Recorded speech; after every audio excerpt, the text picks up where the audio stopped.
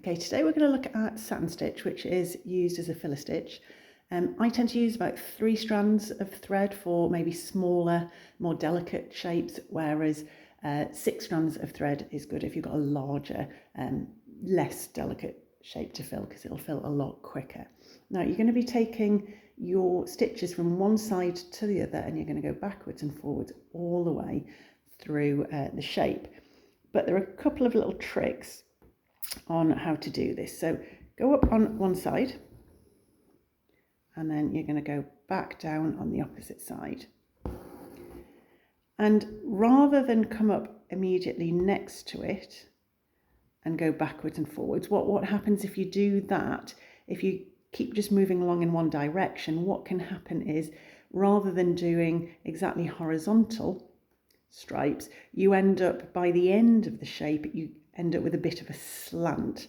So to make sure you don't do that, what I tend to do is every ½ centimetre or so along the shape, I'll come up on one side, go down on the other, and then again come up on one side, down on the other, and I'll do one more. And that just means you've got guidelines showing you exactly where your sort of horizontal sort of stitch should be, so that all of your stitches in the line will be nice and horizontal. So once you've done that, all you now need to do is come up as close to the left-hand side of that stitch as you can, and then go back down as close to the previous stitch on the other side. Then do the same again, so come up on the opposite side as close to the previous stitch as possible, and then down on the opposite side. And you're just going to keep on doing that all the way along your shape.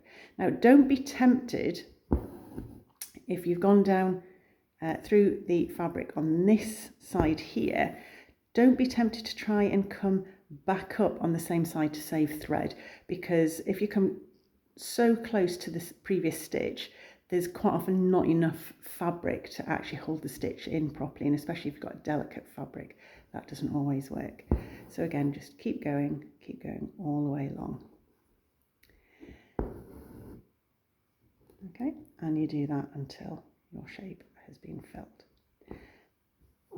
Now there are some slight variations. Sometimes your shape isn't sort of an obvious square like this. Sometimes you've got a shape where you have to draw your lines, or rather sew your lines across, but one side is much narrower than the other. And if you actually keep stitching all the way across, you can quite often on the narrower side get quite a thick layer of stitches, which can be quite difficult. So if you've got something like this, the trick is to start off just like you would normally. So up and down, and just maybe do a couple of guideline stitches like this, and then one last one here.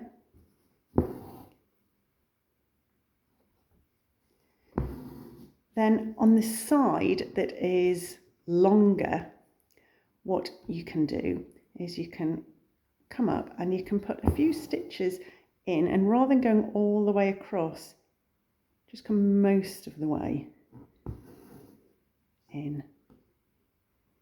So put a few of these in, so you're not going all of the way.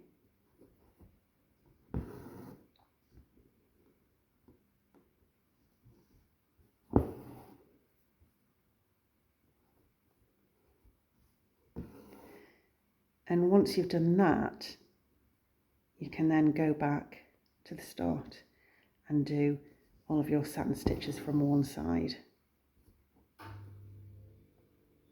to the other. Now always do your shorter stitches first, and then cover them with the longer stitch, so that your top layer of stitching does go the entire length of the shape. If you try and put the shorter stitches in after you've put the long stitches in, then what happens is you can see where the shorter stitches go down.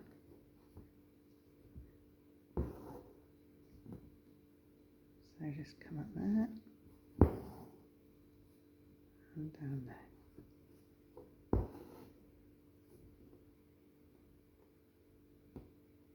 Just make sure all of the spaces are filled.